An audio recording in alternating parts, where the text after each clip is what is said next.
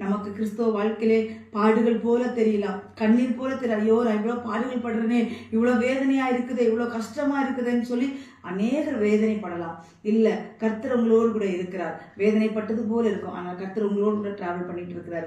நீங்க எதை குறிச்சு கலங்காதீங்க. கர்த்தர் உங்களோட இருப்பார். நீங்க அவருக்கு செய்ய வேண்டிய காரியம் என்னன்னா, நீங்க அவருக்கு பயந்து நடங்க. கர்த்தரை காலத்துல நீங்க ஸ்தோத்திரீங்க. அவருடைய துதி எப்போது உங்க வாயில் இருக்கும் பொழுது கர்த்தர் உங்களோடு கூட இருந்து கர்த்தர் பெரிய காரியங்களை செய்வார். கர்த்தர் தாம் இந்த வார்த்தைகளை ஆசீர்வதிப்பாராக. ஆமென். ஒரு சிறிய ஜெபம் செய்துக்கிறேன்.